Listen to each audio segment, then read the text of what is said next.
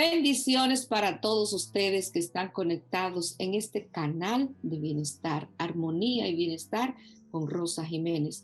Para mí es un placer, una alegría estar con ustedes, una alegría de poder llevar esperanza, de poder llevar luz en estos tiempos de crisis. Sabemos que el mundo actualmente estamos en una temporada, pudiéramos decir, diferente, una temporada que así como es de, mucha gente lo llama de crisis, pudiera ser de oportunidades también para el crecimiento.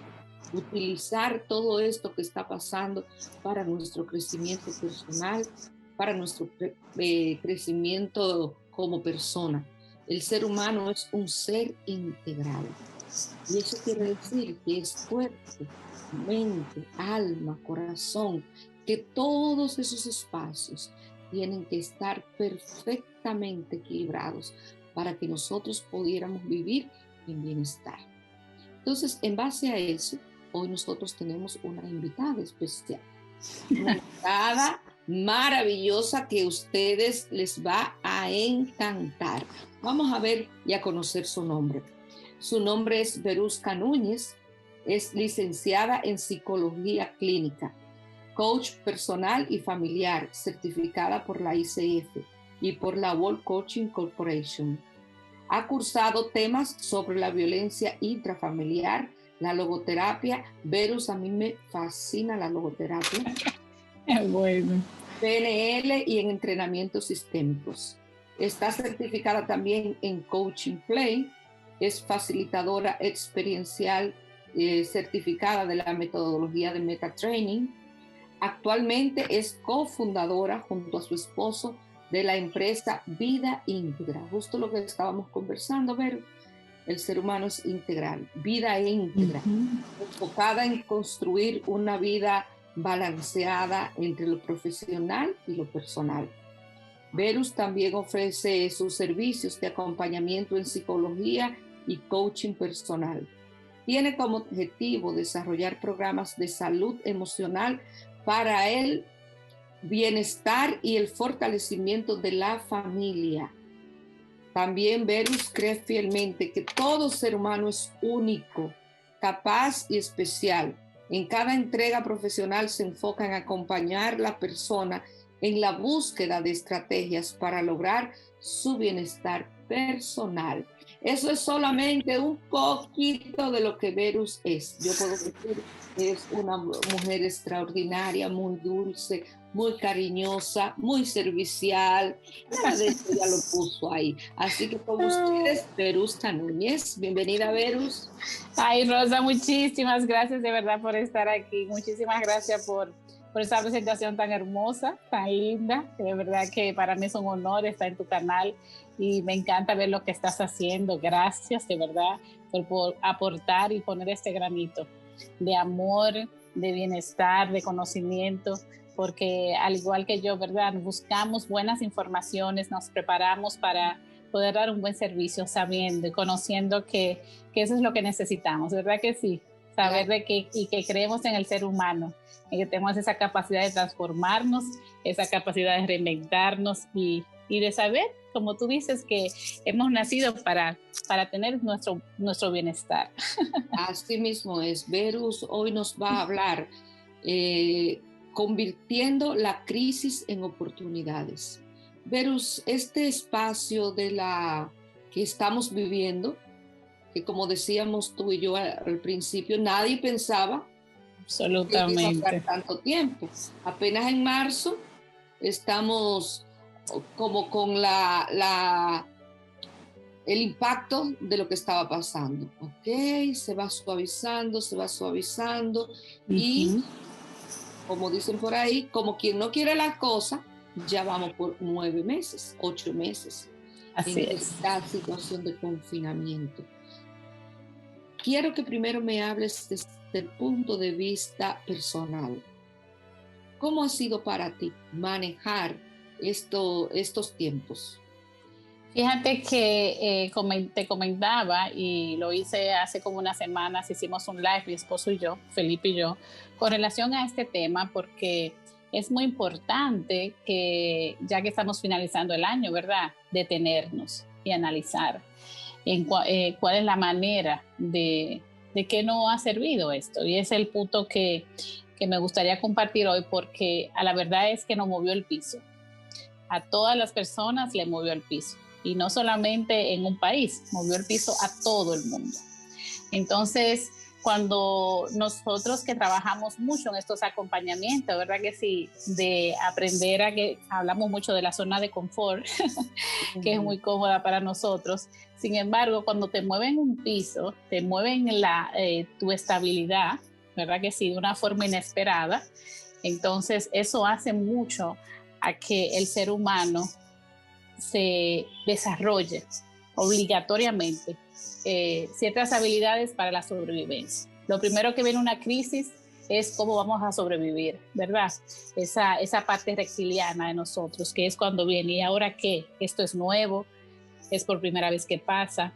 Y para mí, que soy psicóloga y que hace poco tiempo, apenas 2 años, comenzamos nuestra empresa, y ya que teníamos planes muy buenos, maravillosos presenciales, ¿verdad? Y estamos acostumbrados a dar nuestro servicio de manera presencial, pues ahí comenzó todo. Es decir, si yo comienzo a plantearte de mis desafíos, el primero fue eso. El primero fue el enfrentar ese duelo de aquella planificación, aquel vision board, ¿verdad? Sí. Aquellas metas que teníamos, como se iban a dar, saber de que tú tenías que hacer algo, pero tú no sabías cómo. Porque el saber que tenemos que sobrevivir, el saber que tenemos que seguir trabajando, el saber que tenemos que seguir produciendo, eso era inevitable. Pero el cómo, no sabíamos cómo. Entonces, en el caso mío, igual en el caso de mi esposo, bueno, yo más que trabajo la parte de salud mental, para mí era fundamental saber de que no solamente tenía que estar pendiente de mi vida, de mi familia, sino de mis pacientes.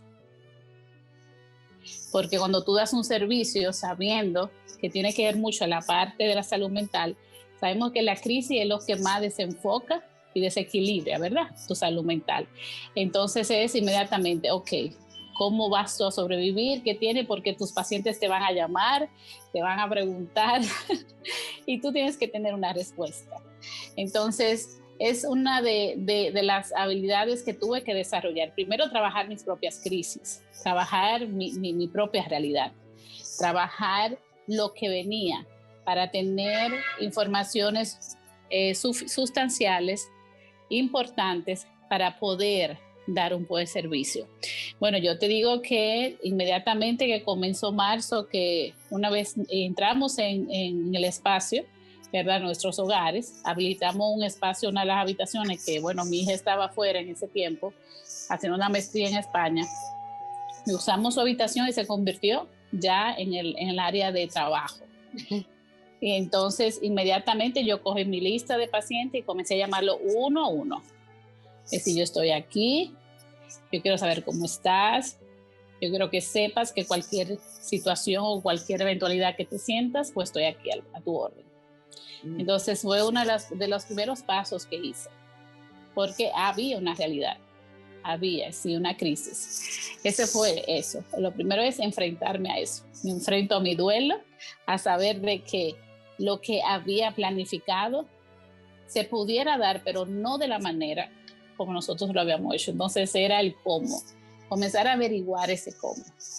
Y fue interesante saber porque el mismo Felipe, mi esposo, acababa justamente en diciembre de retirarse de su trabajo de 33 años. Imagínate, wow, para él, el duelo para él, que decir, me retiro de este trabajo estable para nosotros lograr desarrollar nuestra empresa, y con esto es que presento, porque no dio tiempo, fueron los primeros 3 meses del año. Entonces también él tenía sus propios duelos, acompañarlo a él en ese proceso.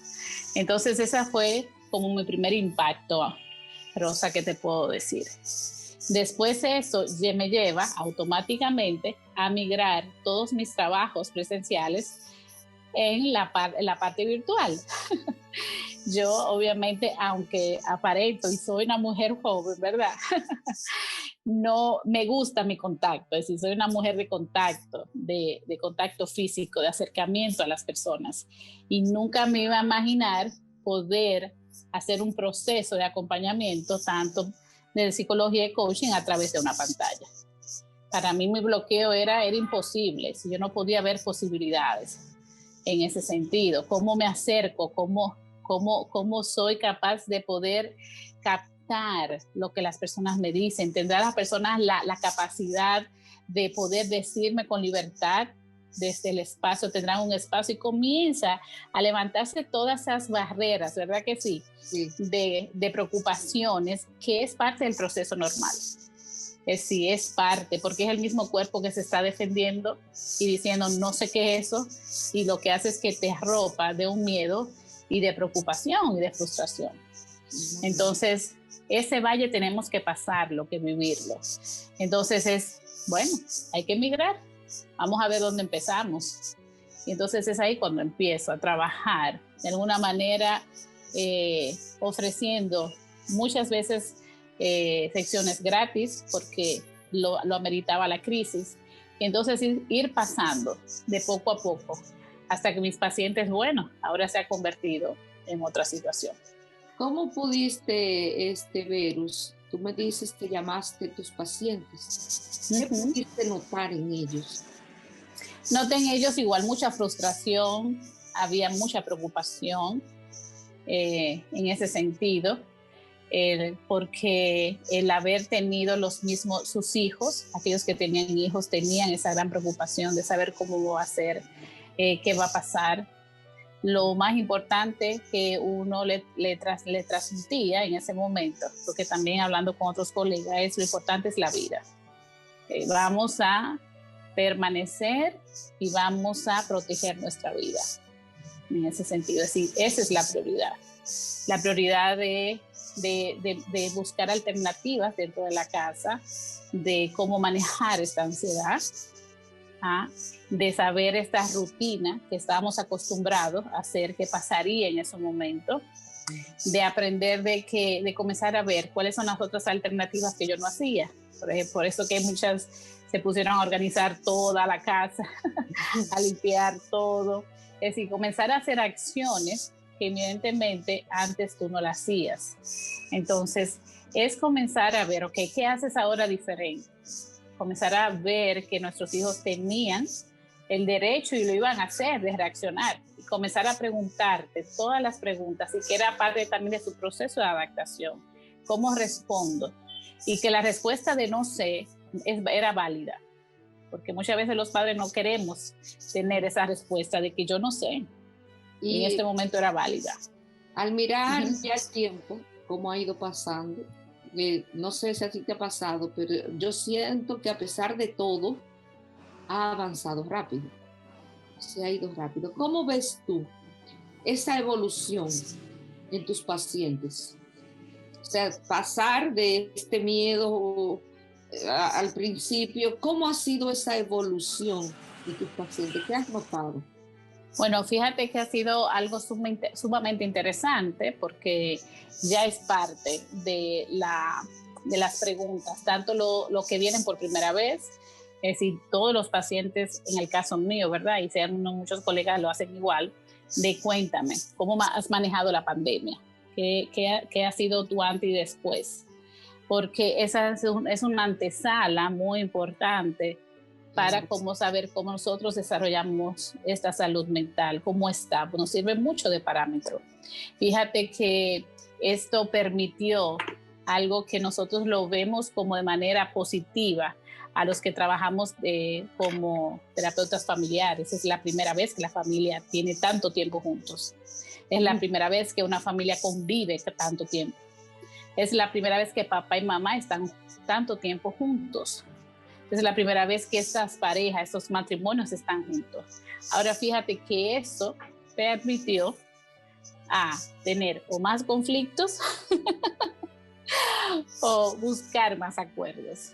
Exacto, precisamente ese tiempo, ¿verdad? tanto tiempo juntos, como tú dices, ¿cómo lo has podido tú visualizar o ver, ¿verdad? Bueno, Palparlo. claro, aquí tú ves, ¿Cómo ha sido? Esa es la importancia, que ambas interpretaciones, Rosa, son necesarias, importantes. Por eso es que tenemos, para nosotros ver una oportunidad, tenemos que ver que es una crisis. De conocer la crisis, nos damos la oportunidad de ver la oportunidad. Es decir, es como ver el bien y el mal. Tú no puedes ver un lado solamente. Okay. Entonces, en esta una de lo que yo veo de forma, ¿verdad? Así, de cosmovisión, ¿verdad? De verlo desde arriba, es que le dio la oportunidad a todas las familias a verdaderamente conocer a cada miembro. Es decir, obviamente, ahora yo estoy trabajando con muchas crisis de adolescentes que dicen, yo no conocía a mi papá, yo no sabía que se comportaba así. O igual el mismo padre que no sabía cómo lidiar con esto. ¿Por qué? Porque teníamos mucho tiempo fuera de casa. Es decir, se ve mucho ahora, se está viendo esos resultados, ¿verdad? Esas consecuencias de matrimonios que nunca se hablaban. Y en verdad no se hablaban, no era porque no querían, sino porque no habían el tiempo. Al estar ahora en plena pandemia, pues entonces nos movemos en un mismo espacio tú y yo. Y entonces ahí que vienen los conflictos. Pero cuando tú comienzas a enseñarle que dentro de la familia, para mantener ese balance nunca es estático, es en movimiento. Siempre viene en movimiento. Y aunque nosotros pensemos, aunque para las familias puedan ver los temas como un problema, nosotros podemos verlo como una oportunidad. Por eso que cuando hablan del famoso chivo expiatorio o del hijo, ¿verdad? El que no nos gusta, ¿cómo que le llamamos al hijo? La oveja negra. Para nosotros es aquel chivo expiatorio que nos dice qué está pasando en la familia, porque es el único que a través de él se reflejan los síntomas, tiene la valentía, este adolescente que es desobediente, este adolescente que no lleva reglas, que no me habla. Entonces ahí comienzas tú a dar la oportunidad a la familia, a comenzar a ver las pautas, los límites, a ver de qué manera se están manejando los padres de manera flexible. Y esto dio la pandemia.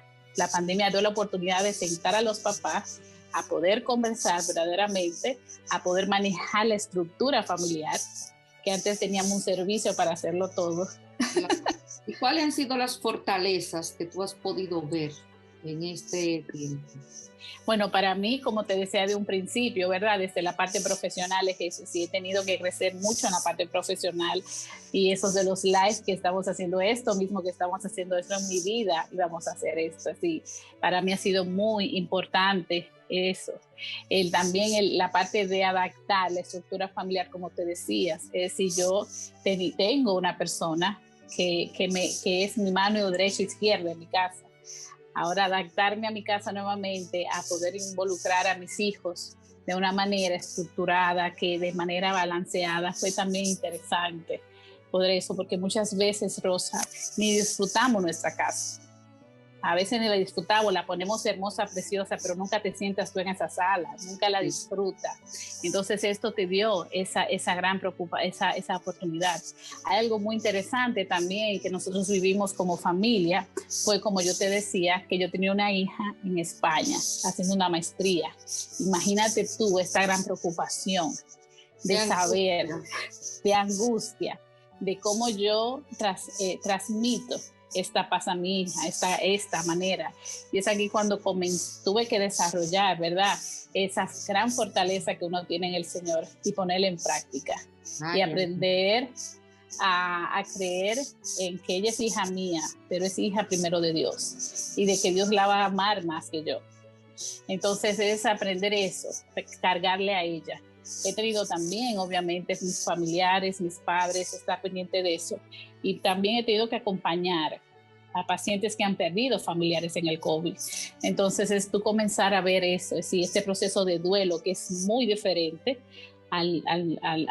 ocasionalmente, al tú no poder tener la oportunidad de recibir ese acompañamiento de tus familiares. Es decir, ha sido un proceso muy diferente de acompañamiento al cual estamos captando, porque es de duelo en duelo.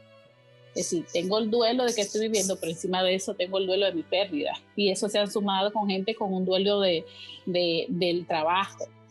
Entonces, los seres humanos este año han trabajado muchos duelos al mismo tiempo. Cuando tenemos también, por ejemplo, he tenido que trabajar con adolescentes y también lo viví con mi hijo menor en su último año escolar. Tú sabes, la graduación, la graduación activa. También yo a mi sobrina le pasó lo mismo. Entonces eso ha sido un duelo para ellos también. Es decir, ver eso y entonces qué va a pasar. Y entonces cuándo me voy a inscribir, el deseo de por fin voy a pisar la universidad. Nada de eso han podido.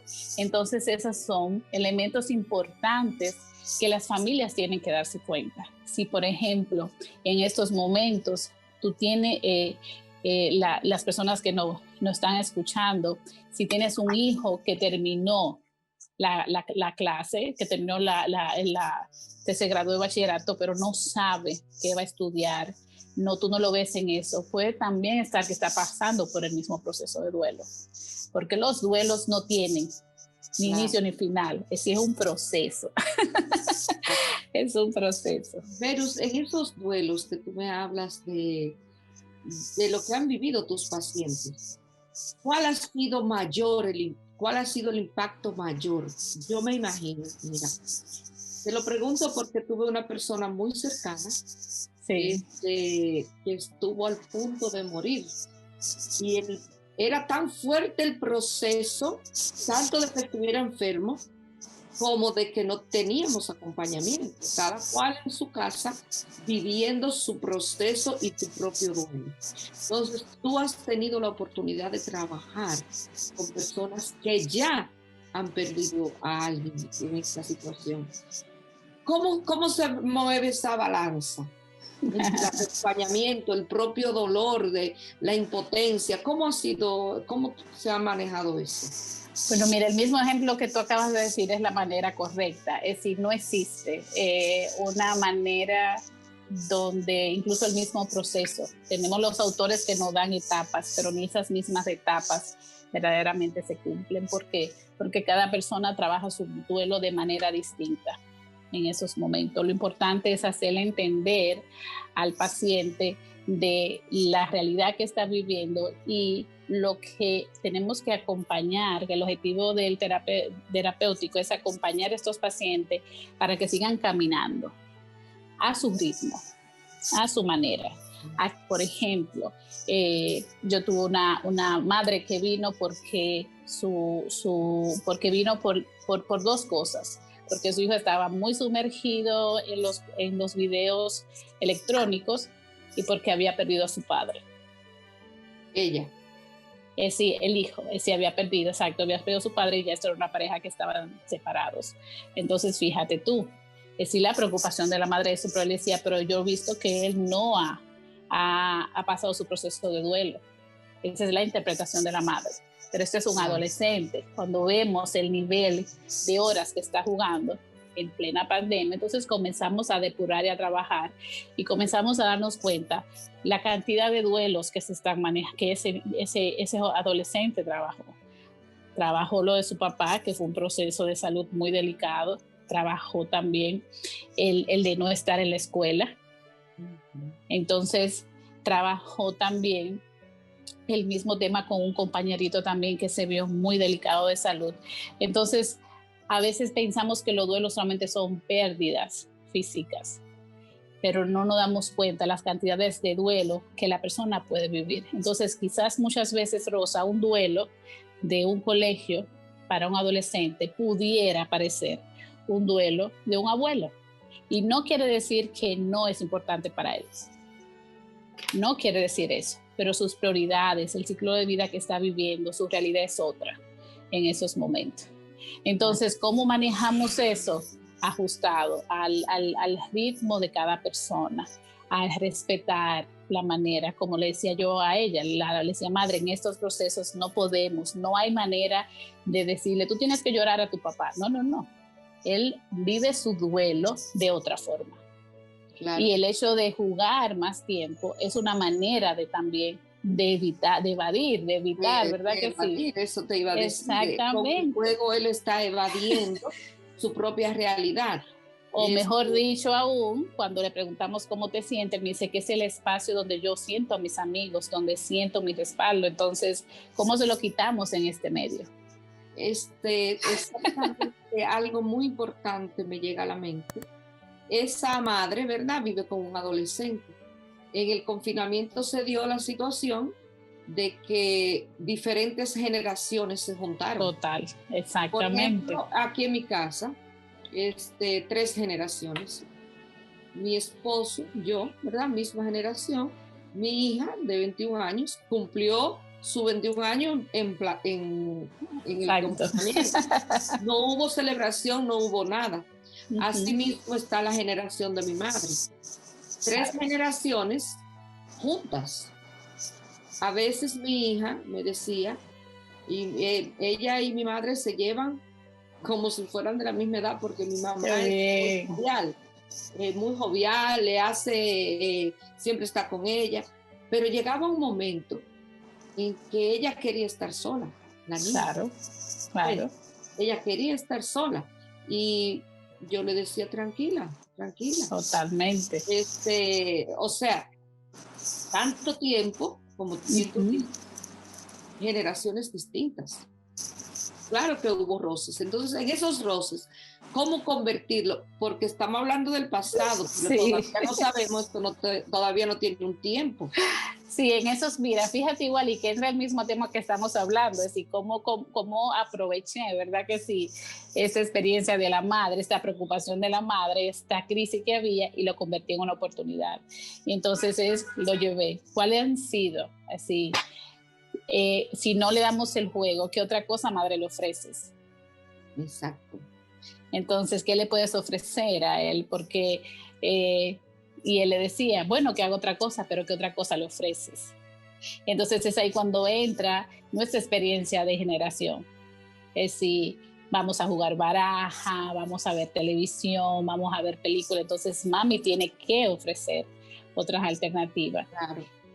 Porque ya que no podemos salir, pues entonces, ¿qué ofrece? Entonces comenzamos a acompañar a esta generación diferente y entender a la generación actual por qué le molesta a mami tanto el juego. No es el juego, que es exactamente. Y comenzamos a trabajar procesos de conversación, Rosa, ¿qué es lo que falta? Al final eso es lo que falta, darnos la oportunidad de conversar abiertamente, hablar con la sinceridad, hablar desde la preocupación, no hablar juzgándote y preocupándote, sino hablar desde mi preocupación. Y es maravilloso cuando tú tienes la oportunidad de acompañar a las familias en medio de unas crisis y ellos pueden verlo como una oportunidad. Fue buenísimo cuando, por ejemplo, tú haces ejercicios como de roleplay, es decir, ahora cambien de posición. Y yo le decía a la mamá, ahora tú eres el hijo de la mamá, y el hijo tú decías, tú eres la mamá. Y cómo ellos sentirse en esa posición, cómo lo hacen pensar en el otro. Entonces, estos ejercicios te lo da el confinamiento, te lo da el momento. Pero para eso tenemos que tener la oportunidad de dar un pare, de parar, ¿verdad? Nuestra presión de afuera, sino decir, es aquí adentro. Quedarnos aquí adentro, ¿qué me toca? Si cada uno nos detenemos, porque todavía estamos a tiempo de detenernos y trabajar, ¿qué nos falta? Si ya no dicen que mañana, ¿qué nos falta? Fíjate como muchas personas ahora dicen, yo me prefiero mejor trabajar desde mi casa. Entonces, lo que fue una crisis en una vez, ahora se convirtió en una comodidad, en una oportunidad. A mí me encanta ver la gente cómo trabaja desde pijama. O solamente se trabaja aquí, pero tú lo que tienen unos chores, andan en chancleta, tú sabes, y no se visten, es decir, comienzan a trabajar, comienzan a adaptarse, comienzan a verdaderamente poner en pantalla quién tú eres, porque no nos da tiempo de ir al salón, no, pero nos da tiempo de ser quienes somos. Entonces, cuando tú comienzas a ver todo lo que te he ofrecido, esta crisis, comenzarlo a depurar, entonces te das cuenta como que era necesario. Claro, como que era importante, era necesario. Entonces, comienza a manejarlo de otra manera. Y es aquí cuando, dándole la oportunidad, te hace mover a tu actuar diferente, hacer acciones totalmente distintas a las que tú estabas haciendo. Y a nivel de pareja, yo sé que tú trabajas la familia y también la pareja, puesto que trabajas con tu esposo. ¿Cómo ves tú esta movida del piso en las parejas? Yo he escuchado de todo, Vero. Yo he escuchado una alta tasa de divorcios. Increíble. O sea, dime en tu experiencia cómo ha sido a nivel de pareja. Claro, cuando vamos a pensar que la última alternativa es el divorcio, es cuando hay que ver, ¿verdad? Porque no podemos generalizar qué ha pasado en cada uno de esos casos. Porque el divorcio, para tú y yo divorciarnos, eso es una decisión, tenemos que sentarnos. Entonces, ¿cuántas veces no hemos sentado sin hablar del divorcio? Entonces, ¿qué hace? ¿Qué pasó? Que la pandemia puso el tope. Entonces, no podemos decir que fue la pandemia. Para que un divorcio se dé en 4 o 5 meses, no es verdad. Exactamente, claro. Es algo que vino caminando y que nunca hubo el tiempo, nunca hubo el momento para hablarlo, pero fíjate que aquí tenemos que hablarlo o si no. Entonces, en la pandemia descubrimos cosas que antes no sabíamos. Sí.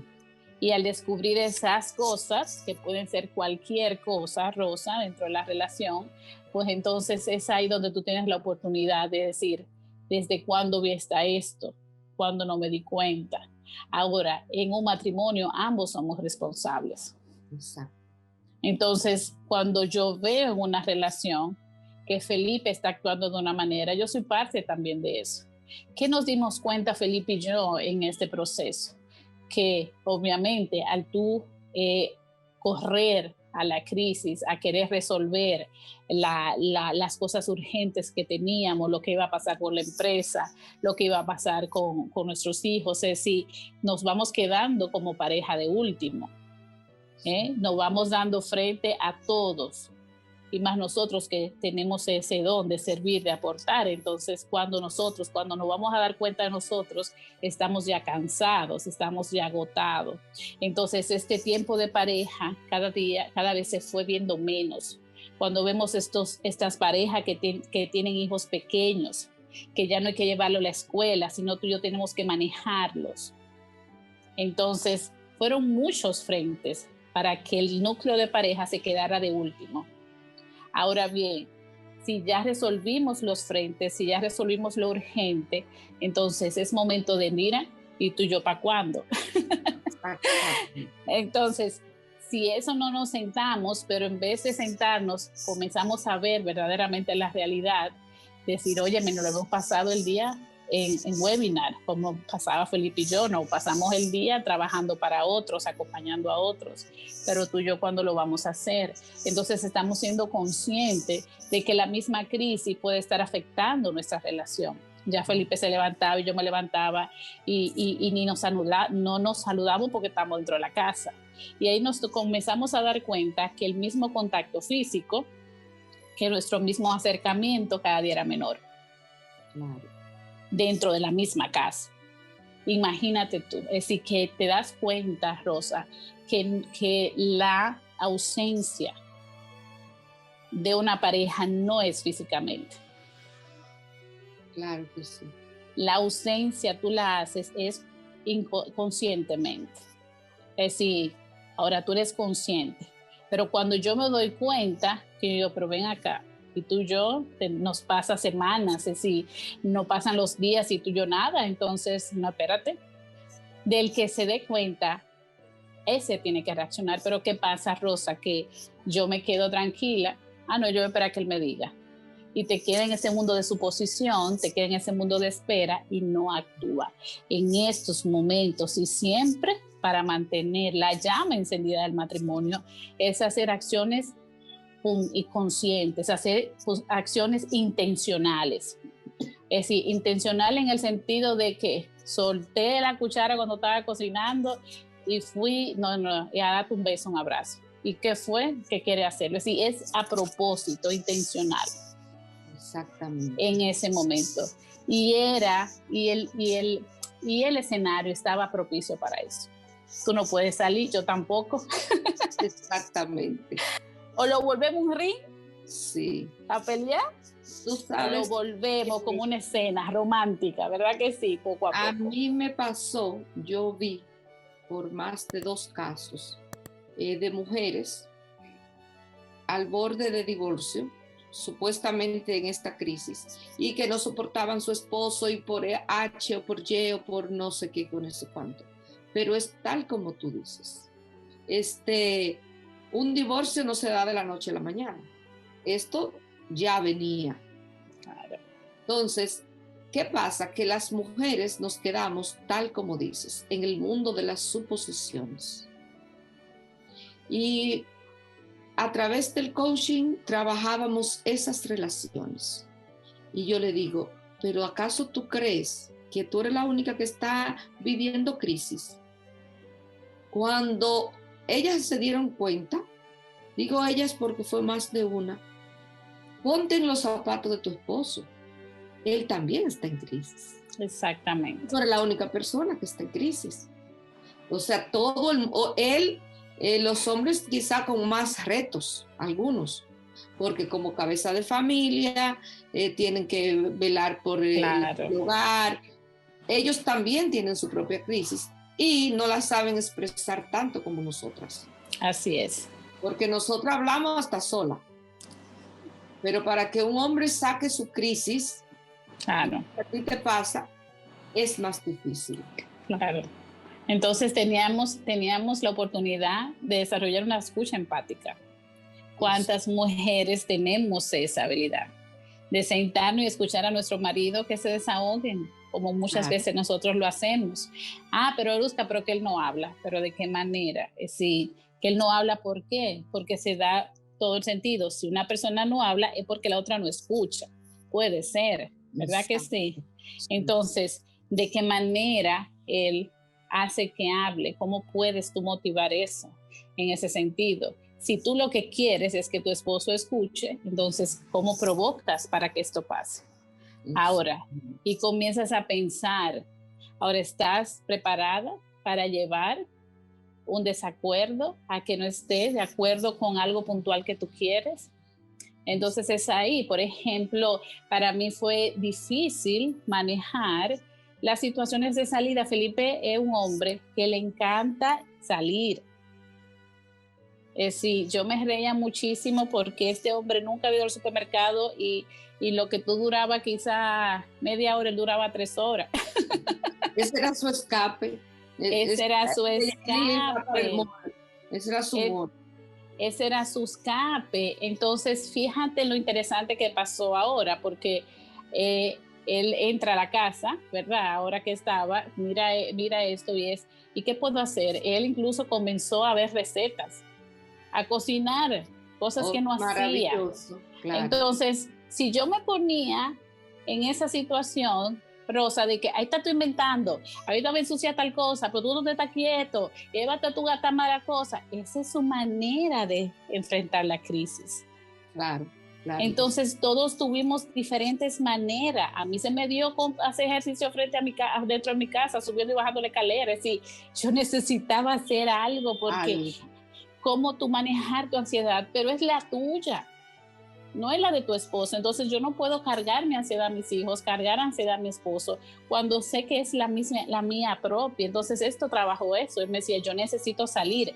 Y conociendo que yo soy asmática, que yo soy, si para él era una lucha, me dice, yo quiero salir, pero necesito cuidarte también. Fíjate la lucha que tenía él. Entonces, como tú dices, ponerme en el lugar de ellos, ponerme en el lugar de mis hijos, de estos adolescentes que quieren estar con sus amigos.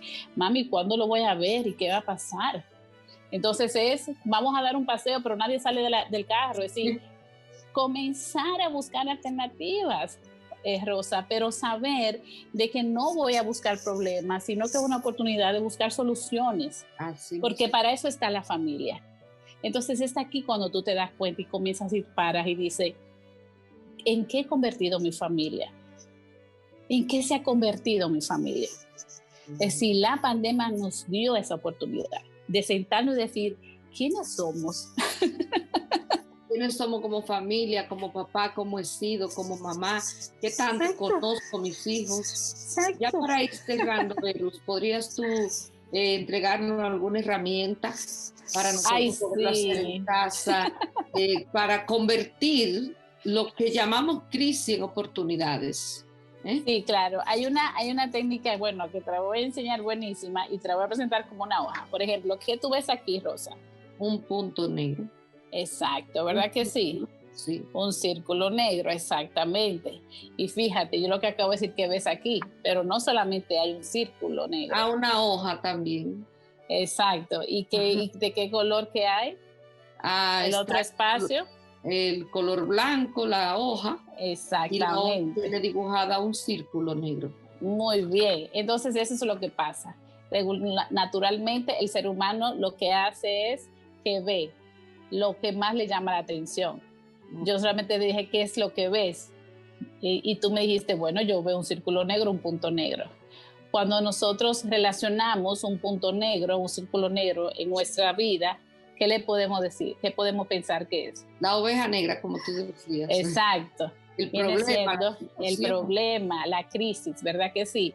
Ahora, ¿qué pasa con eso? Fíjate que míralo ahí, pero mientras más yo te lo acerco, más grande lo ves. Claro. Entonces, eso es lo que pasa con nosotros. Cuando nos acercamos en la crisis y cuando nos quedamos hablando todo el día de eso, hablando y buscando toda la información negativa, vive por haber, buscando que esto no va para ningún lado. Entonces, cuando tú comienzas a procesar, a pensar, a actuar de manera negativa, es que tú estás dentro del punto negro, dentro de tu círculo nuevo. Entonces, fíjate que tú tienes la capacidad desde ahí ver hacia afuera todo. Y siempre el espacio en blanco siempre va a ser mucho mayor. Entonces, si el punto negro es la crisis, ¿qué sería el espacio en blanco? Las oportunidades. Exactamente. Entonces me muevo a las oportunidades. Entonces, ¿qué hago? Este ejercicio yo he ayudado muchísimo, lo sigo trabajando con las personas que están en eso. Le digo, ok, vamos a hablar de tu punto negro. Incluso yo tengo alfombras aquí que la uso y la pongo a la gente a que se pare. Háblame de ahí. Háblame de ahí, de tu crisis. ¿Qué sientes? ¿Qué ves? Reconoce que tienes eso, reconoces el problema, admite cuál es el problema. Ok, ahora muévete. Desde ahí, ¿qué te sientes? ¿Qué ves? Y es impresionante cómo el ser humano, porque tenemos esa capacidad de poder ver soluciones. Entonces comenzamos a ver, bueno, la verdad que es verdad. No solamente es verdad que estaba atrancado, pero fíjate que tuve más tiempo con mi hijo. A la verdad lo pude conocer más. Y comienza a ver que esta misma realidad, entonces tiene otras alternativas diferentes. Claro que sí. Entonces eso te ayuda a moverte y tú le haces a que escriba. Entonces la idea es que escriba todo lo que se te ocurre. en lo blanco. En lo blanco. Hacer este ejercicio es, por ejemplo, este ha sido el 2020. ¿Qué ha sido aquí? ¿Qué has perdido? ¿Qué ha sido de crisis para ti? ¿Qué ha sido una pérdida? Pero ahora, ¿qué ha sido de bendiciones que has podido ver? Entonces, cuando comienzas a ver eso, entonces ya comienzas a ver que hay oportunidades de crecimiento, de cambios. Entonces, a partir de eso, decir, bueno, es una oportunidad de probar las plataformas, de probar lo virtual. Claro, y cuando te das el cambio de moverte, entonces comienzas a ver nuevas opciones. Así mismo es. Vero, para ir cerrando, ¿algo más que agregar o algún mensaje final? Lo que es que saber de que no dejen de que pase este año una vez haga este ejercicio de agradecer. Este ejercicio termina agradeciendo. Cuando nosotros somos capaces de reconocer que cada crisis es una etapa de oportunidades que se vuelve un crecimiento, entonces agradezco. Agradezco porque agradeciendo cerramos este ciclo, cerramos y nos da la oportunidad de ser un trampolín para conectarnos con el próximo ciclo de crecimientos que nos toca. Excelente, gracias, Vero. Yo asimismo voy a cerrar esta entrevista en agradecimiento al Señor por haberte puesto en un camino, en agradecimiento por haberte dado esos dones, carismas, que lo has puesto al servicio de la gente. Y cuánta gente tú has ayudado con esos dones que el Señor te ha regalado. Gracias, gracias por decir siempre que sí, por estar al servicio, presta, porque como yo digo, el misionero no se gobierna y el misionero siempre está activo para la llamada. Gracias. Aquí ya le vamos a dejar en la descripción los contactos de Vero. Ella tiene tal. Explica, Vero, qué se hace en Vida Íntegra. En Vida Íntegra trabajamos tanto la parte personal como profesional. Aquí damos el acompañamiento de las dos áreas. Felipe trabaja, obviamente, la parte profesional, trabajando los líderes, trabajando trabajo de equipo y trabajando con las empresas. Mis empresas son las familias. Yo trabajo las familias, trabajo las parejas, trabajo de adolescente hacia arriba. No trabajo con niños, pero trabajo de adolescente hacia arriba. Y trabajo con mujeres y eso es mi acompañamiento, de trabajar la salud mental, de trabajar, ¿verdad? Como tú dices, el bienestar también de la familia. Así que para mí será un placer volver a tu sala, volver a este espacio, a traer más cosas y seguir creciendo y saber que las crisis son nuevas oportunidades. Muchísimas gracias y a ustedes. Gracias. Mi queridísima comunidad, gracias por estar ahí y bueno, será hasta la próxima si Dios así lo permite.